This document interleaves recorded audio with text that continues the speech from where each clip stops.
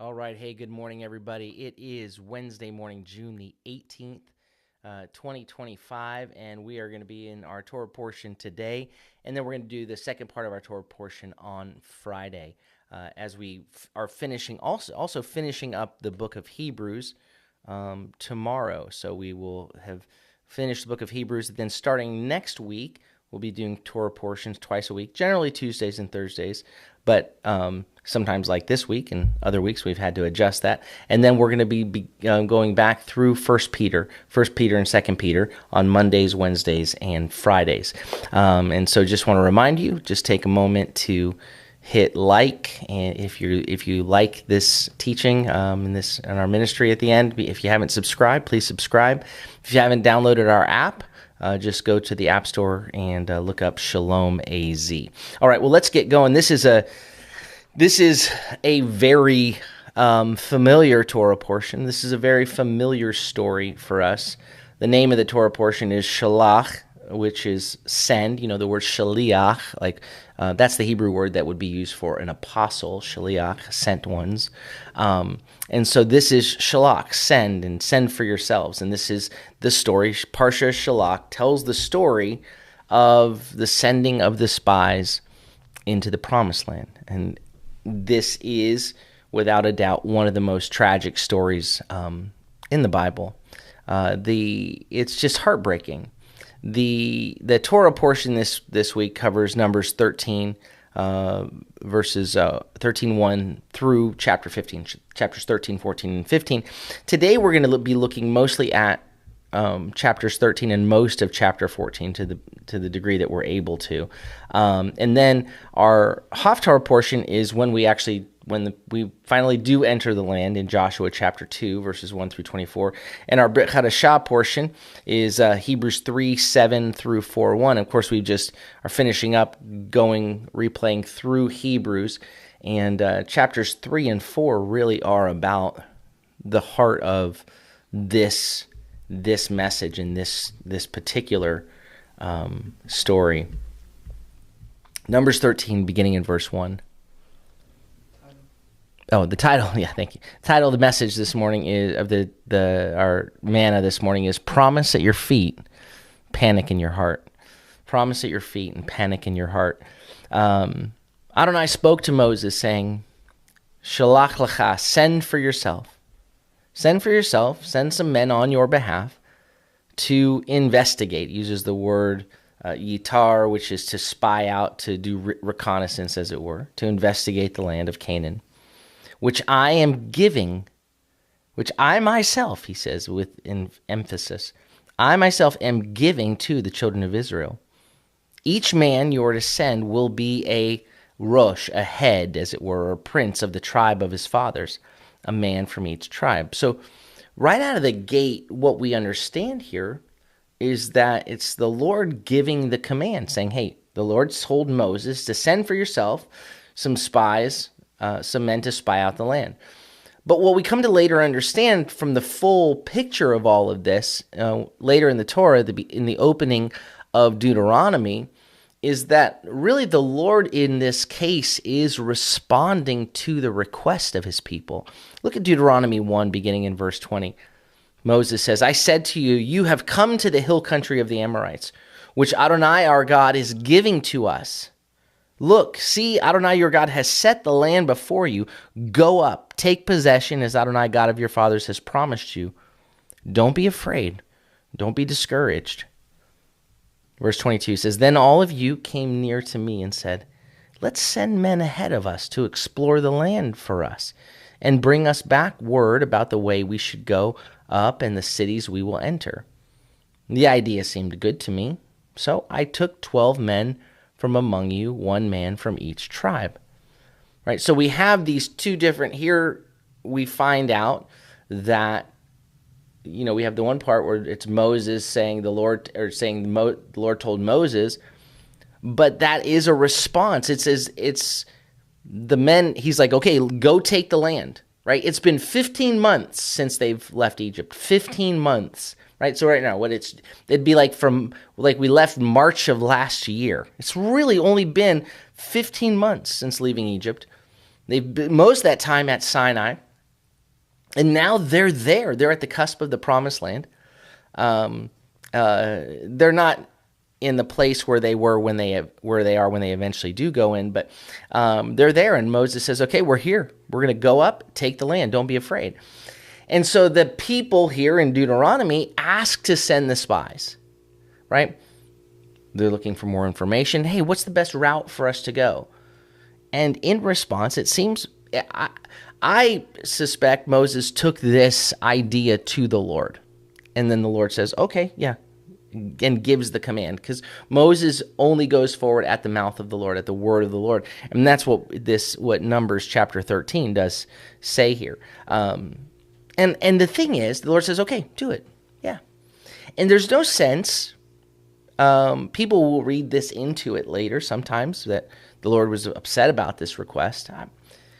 There really isn't the sense at this point that the Lord is upset. He wouldn't have given, he's...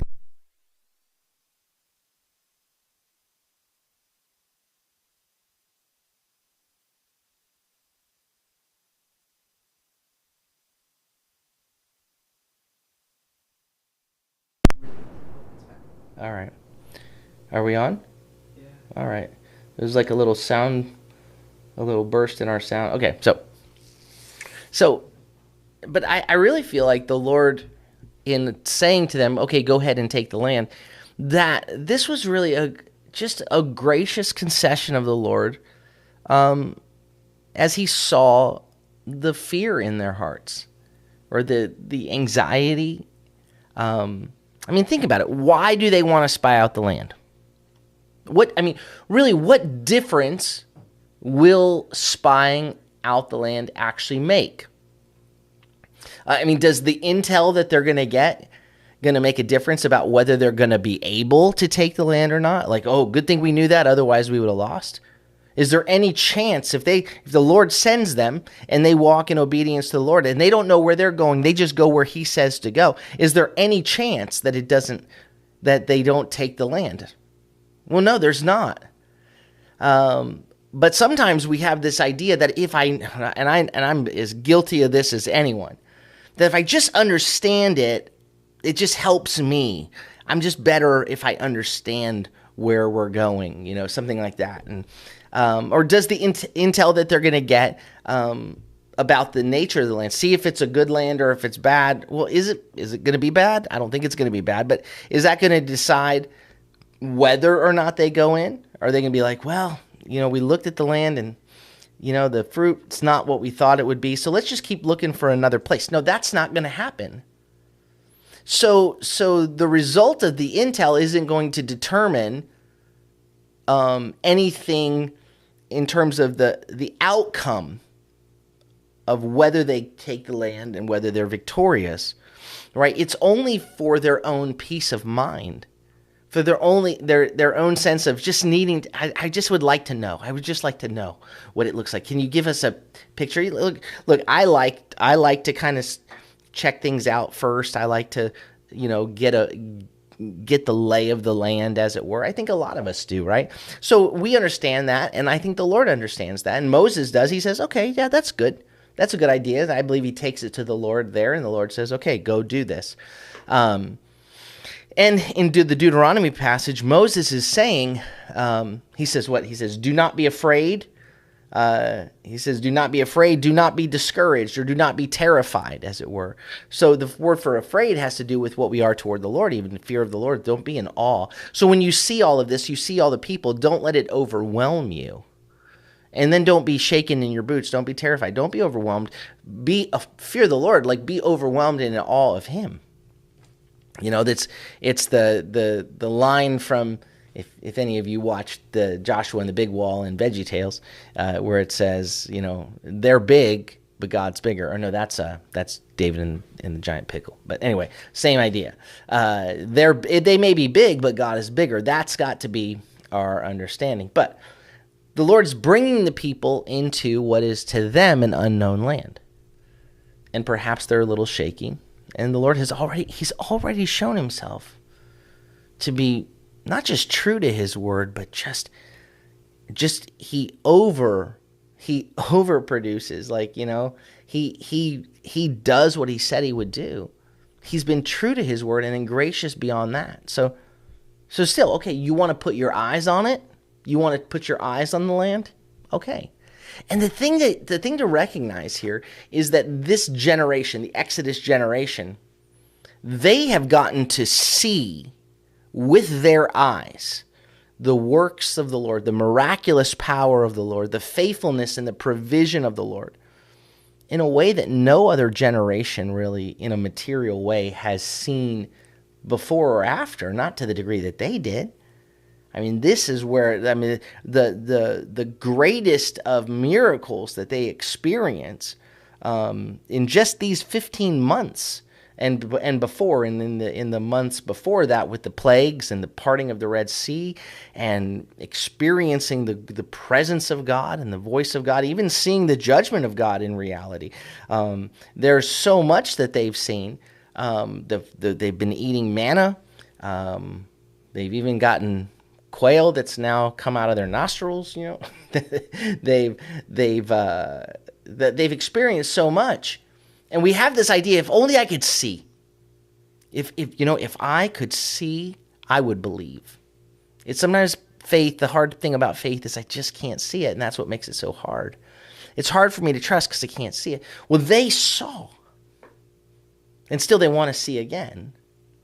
And here the Lord gives them sight, as it were, lets them send in the 12 spies.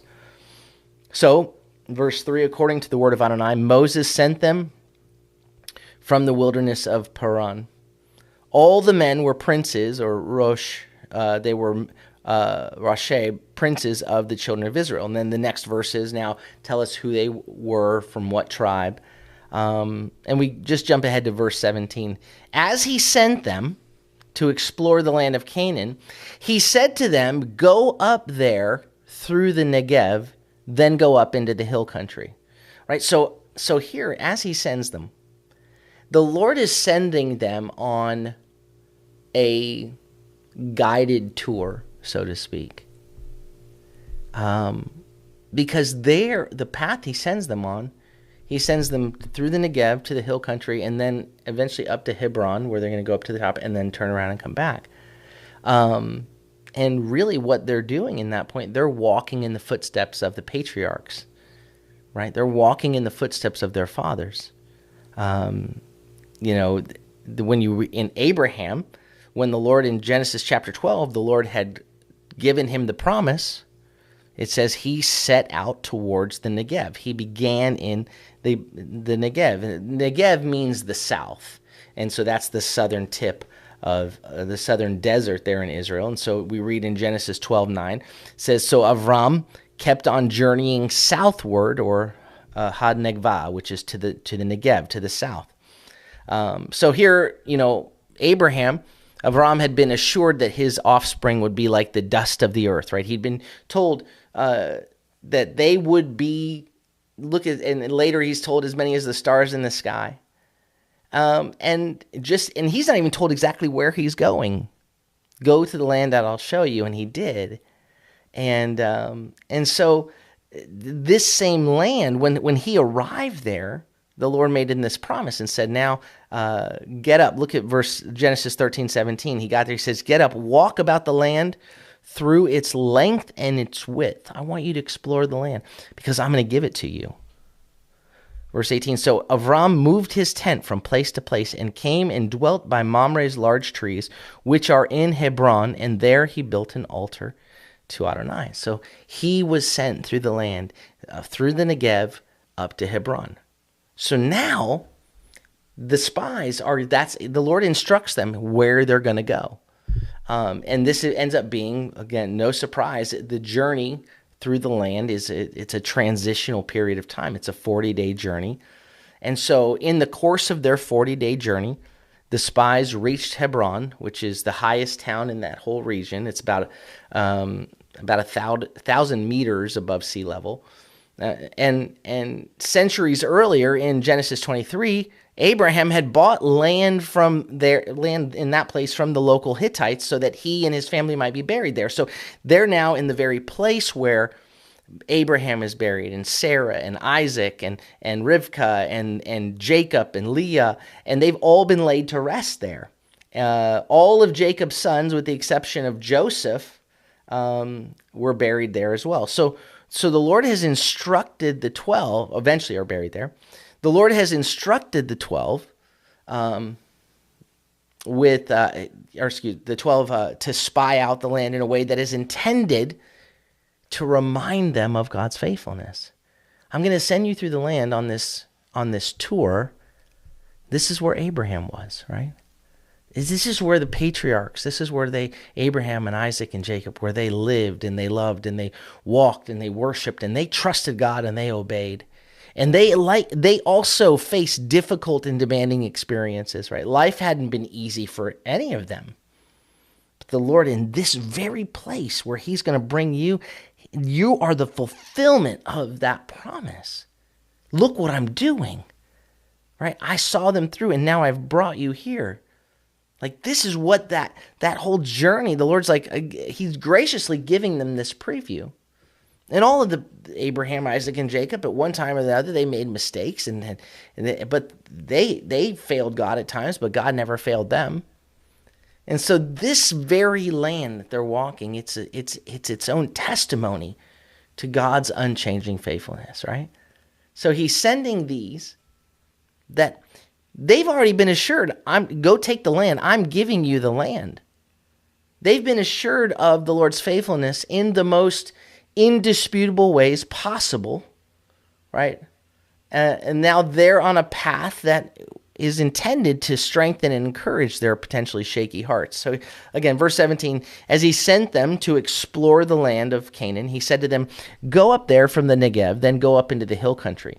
See what the land is like and the people living there. So you're checking out the land and the people, whether they might be strong or weak, or few or many.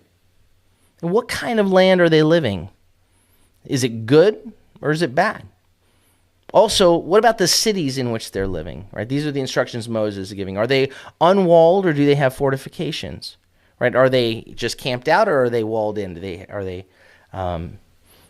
fortified? How about the soil? How's the soil? Is it fertile? It uses the word for, is it like fat? Is it rich? Is it rich soil or is it poor? Are there trees on it or not? Do your best to come back, to bring back some of the fruit of the land. It was the season for the first ripe grapes. Right? So their primary objective is to spy out the land, to reply to a series of questions Moses is asking about the productivity of the land, the strength of the people, and the questions move from sort of general to specific. And so what right at the center of the questions is it, see if it's good or bad, if it's good or evil. And ultimately when they give their answers, they kind of give a both and, right? They're like, well, the fruit's good, look.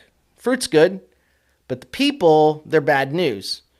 Right? But the Lord knows that. That's why he's clearing them out. That's why he's been waiting. The time of the Amorites is not yet complete, he had said to Abraham. The Lord knows what he's doing. So verse 21, so they went up and explored the land. From the wilderness of Zin as far as Rehob, the entrance of Hamath. They continued on up through the Negev and came to Hebron. There lived Ahiman, Sheshai, and Talmai, descendants of Anak. Hebron was built 7 years before Zoan in Egypt. When they reached as far as the valley of Eshcol, they cut a single branch with a cluster of grapes. It was carried on a pole between two of them. They also cut some pomegranates and some figs. That place was called the Valley of Eshcol because of the cluster cut by Bnei Israel. They returned from investigating the land after 40 days.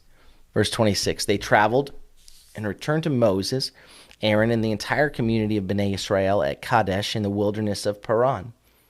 They gave their report to them and the entire assembly, and they showed them the land's fruit. Verse 20, so everyone's, show and tell. So here we come to show and tell. They show the fruit. I mean, one cluster of grapes, one branch of grapes, they put on a pole that two of them have to carry. So they're showing them those grapes, and then, of course, the pomegranates and the figs. And then they did the tell. They did the show and the tell. They gave their account to them and said, we went into the land where you sent us. And indeed, and it says, and also, and yes, indeed, for sure, certainly, it is flowing with milk and honey, which of course is a figure of speech, which this is a rich land. It's a good land. Look, this is some of its fruit. Here is its fruit. Well, what do you know? Yeah, it is flowing with milk and honey. Look at this. Like what the Lord said is true. But then they say, then they go, but stop. Before you get too excited by the fruit, just stop for a second.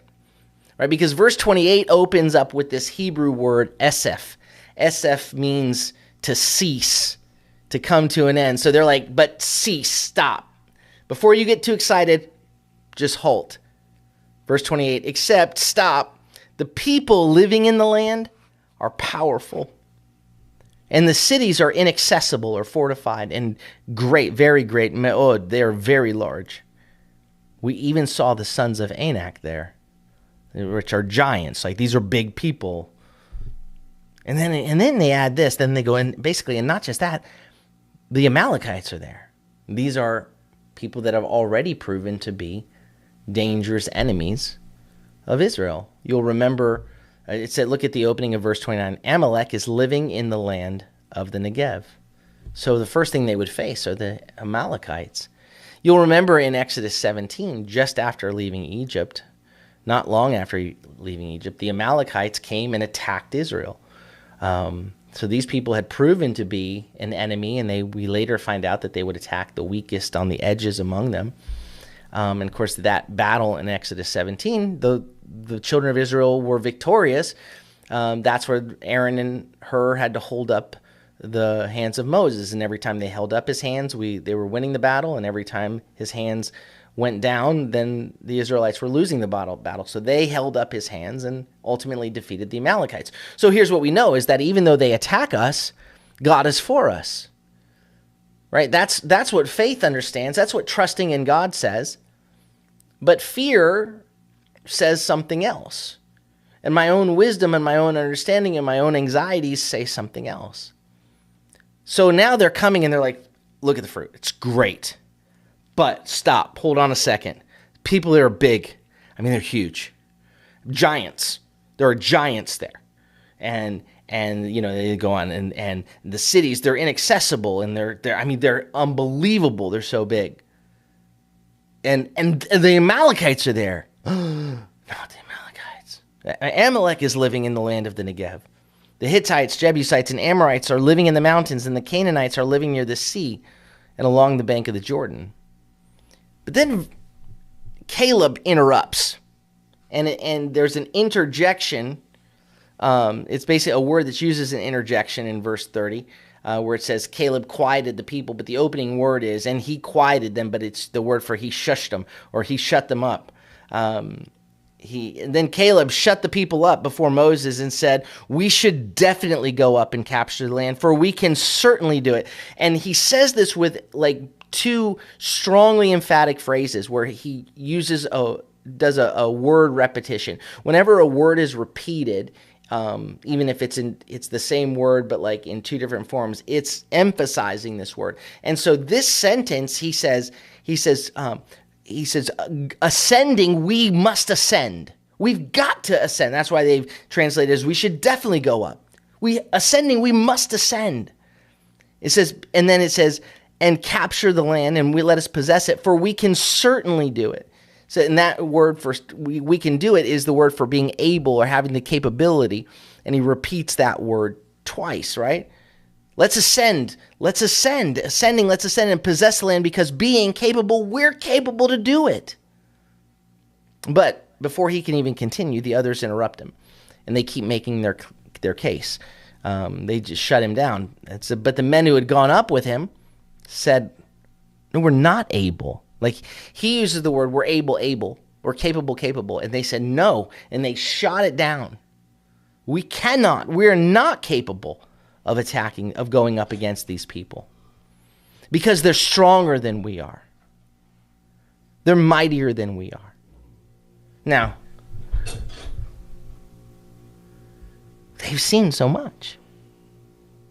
The Egyptians were the mightiest. and the Lord delivered you from them. But in this moment, they choose, they have the opportunity to focus on the fruit and the promise of God. But they shut down talk about the fruit. There's no mention about the promise of God. There's no mention about what God has said at this point by any of these. But they begin to stir up here it says, they spread among Bnei Israel a bad report. It was the word for they spread is a word that we would use for rumor. They rumored. And it has to do with like sowing seed. They scattered a seed of a bad report about the land that they concerning the land they had explored, saying, "The land through which we passed to explore devours its residents. All the people we saw there are men of great size," right? So now they're embellishing everything bad.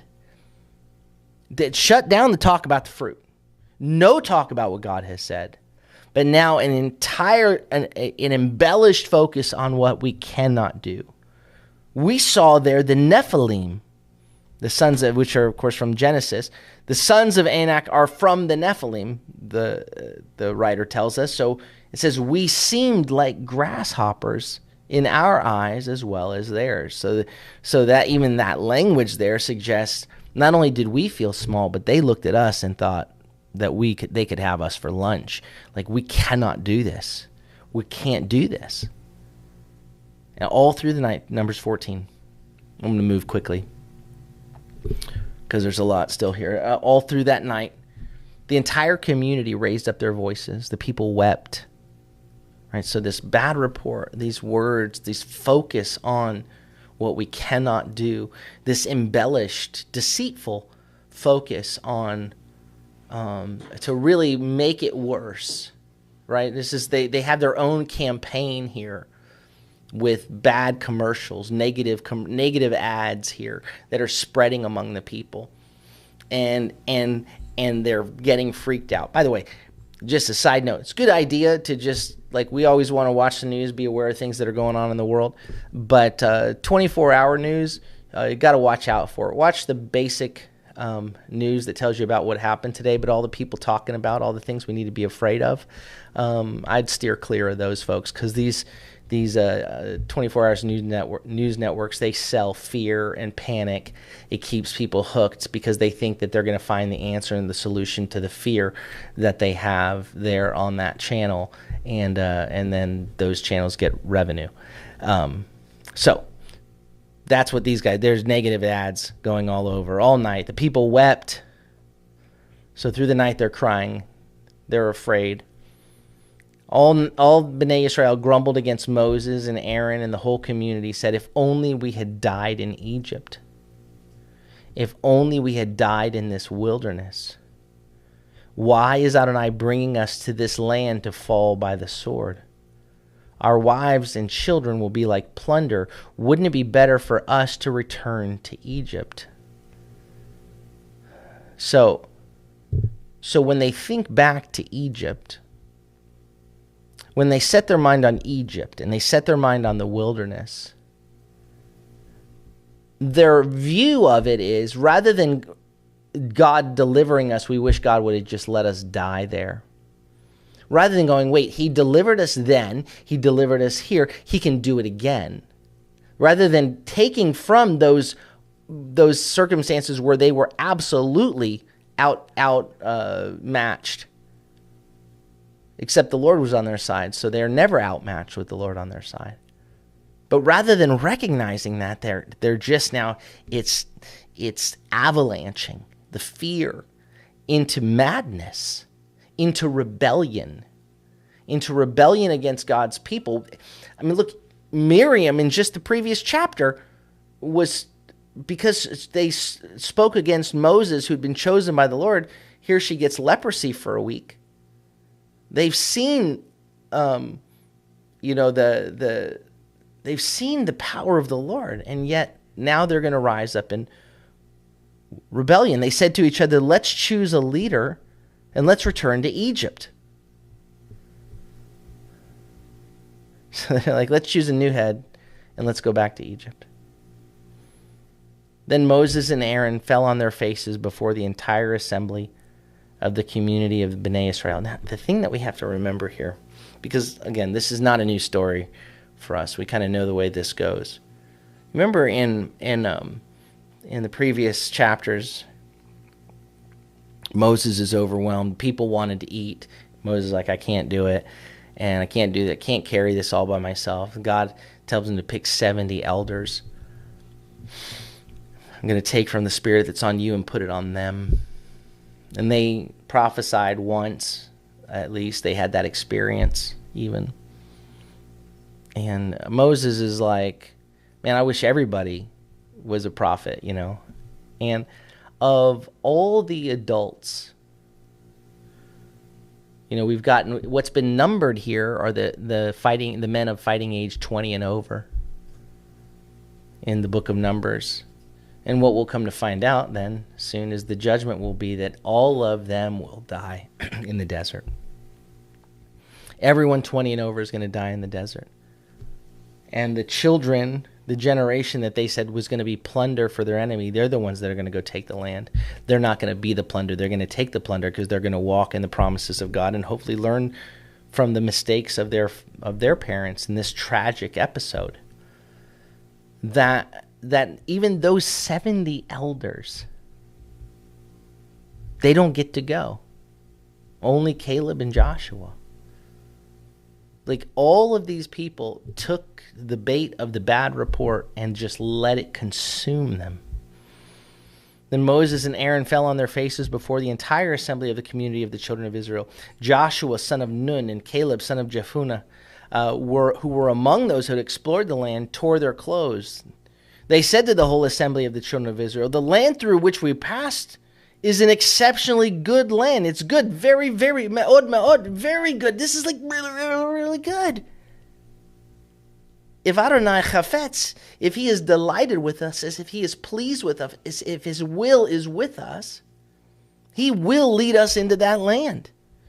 And he will give it to us, a land flowing with milk and honey.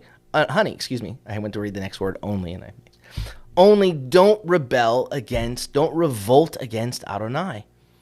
Giving into their fear here, what Joshua and Caleb recognized was giving into your fear here is a rebellion, like trusting your fear over trusting his word is a rejection of what he said, and it is what the writer of Hebrews calls it is the evil heart of unbelief.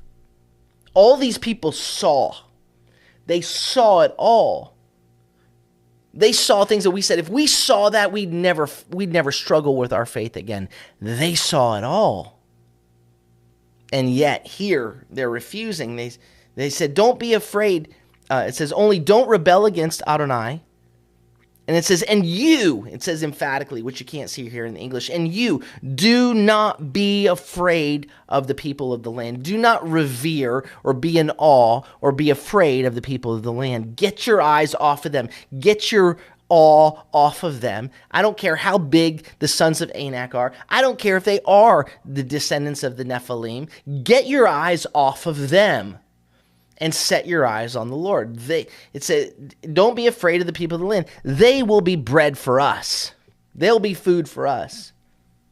The protection over them has been removed. He says it's gone. Adonai is with us. He is with us. Do not fear them. And what was the response to this impassioned plea? Verse 10, the whole assembly talked about violently stoning them. And then the glory of Adonai appeared at the tent of meeting to all the children of Israel. So the Lord shows up in weightiness and glory for this. Adonai said to Moses, how long will these people treat me contemptibly, reject me or spurn me, he says. How long will they neglect to trust in me? In spite of all the miraculous signs I have performed among them in their midst, I will strike them with a plague. I will destroy them, but you I will make into a nation greater and stronger than they. So this is the second time God's made this offer, right? He made it after the golden calf episode. Okay, Moses, I'm starting over with you. So he's going to continue to fulfill his promise to Abraham, Isaac, and Jacob. It's going to take a little longer. It's going to start over through Moses. And again, Moses does what he did before. He intercedes. Moses said to Adonai, the Egyptians will hear about it because you brought up this people by your power from among them. They'll tell the residents of this land about it. Already they have heard that you, Adonai, are in the midst of this people, that you, Adonai, have been seen eye to eye, that your cloud remains over them, and that in a pillar of cloud by day and a pillar of fire by night you go before them. If you kill these people all at once, the nations will have heard this report about you. Who have heard this report about you will say, because Adonai was unable to bring this people to the land he had promised them, he has slaughtered them in the wilderness. So the first thing, look, Moses is saying things. It's not as though the Lord is unaware of that, where he's like, I hadn't thought about that. But what Moses is expressing here, the beauty of what he's expressing is a concern for God's name and God's reputation among the nations. So he cries out, so please let Adonai show his strength just as you have spoken, saying, Adonai is slow. Here's the strength of the Lord he asks him to show. That Adonai is slow to anger and abundant in chesed, forgiving iniquity and transgression. Still, he does not leave the guilty unpunished, bringing the iniquity of the fathers upon the children to the third and fourth generations.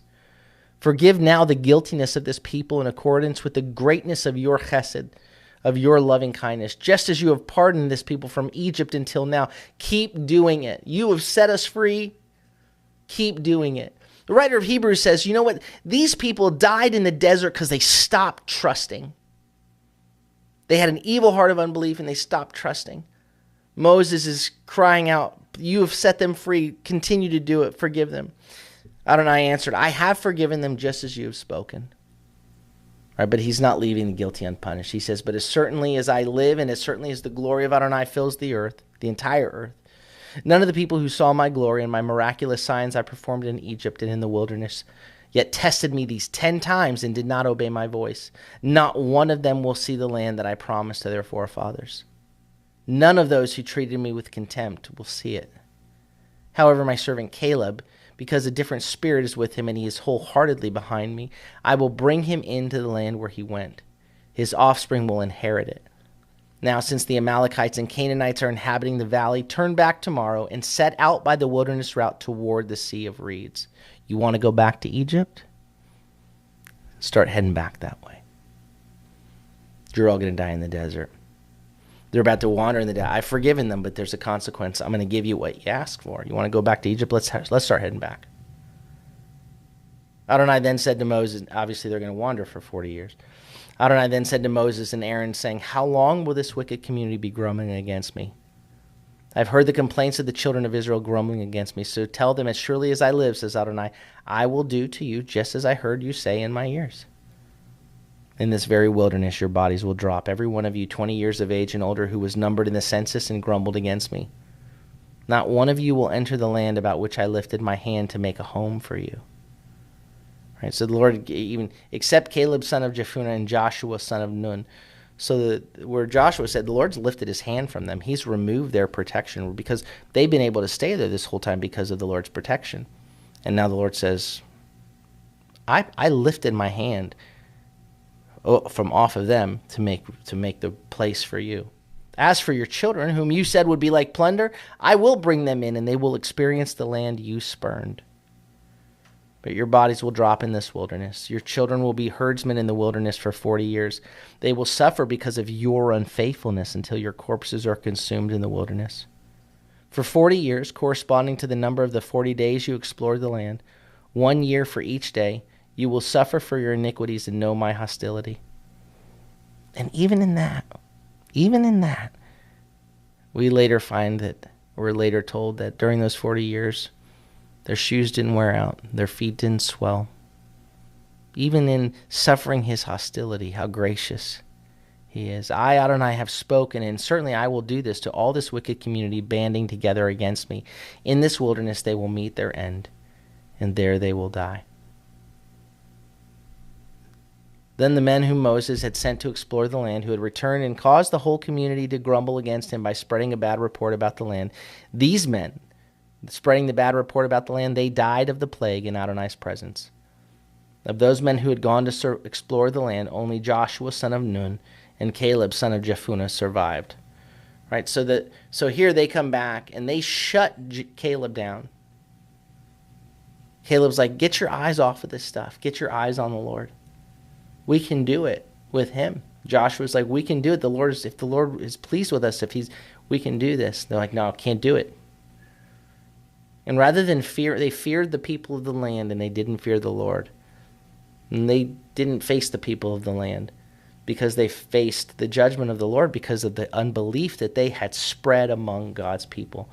And there was a punishment for that. There's a responsibility. These were leaders. They were chosen because of their leadership, because they were heads of those families. People listened to them. People looked to them for guidance. And in their wisdom, in their leadership, they misused their leadership to turn people away from trusting God. They shut down trusting God and fueled fear. And there was a price to be paid for that. When Moses related these things to all the children of Israel, the people mourned bitterly. All right, we're going to stop there, and we'll get into the next part on the next time. But it's so easy to choose our own wisdom, to think we know better, to think that what my eyes see is more important than what he says.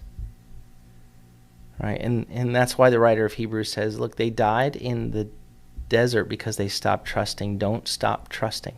Don't give in to an evil heart of unbelief. You're going to face things. We're going to face things at times that our eyes say to us, where are you, Lord? It looks like the wicked thrive. It looks like righteousness is not thriving, is losing. And the Lord wants us to hold on, to keep walking in righteousness, to keep trusting in him, to keep our eyes fixed on him, and to trust what he said. And when our eyes show us, when he graciously shows us, not to focus on the things that would make us afraid, but the things he's wanting to show us are, hey, walk through the land and see what I've done for your fathers before you, I'll do for you. Let what he's done, what we read about in Scripture, what we've seen him do, the testimony of our fathers, of your own testimony, to say, I know that he can do it again. Amen? All right, well, may the Lord bless you and keep you. May the Lord make his face to shine upon you and be gracious unto you. May the Lord lift up his countenance upon you and give you peace. Shalom, shalom. Have a beautiful day.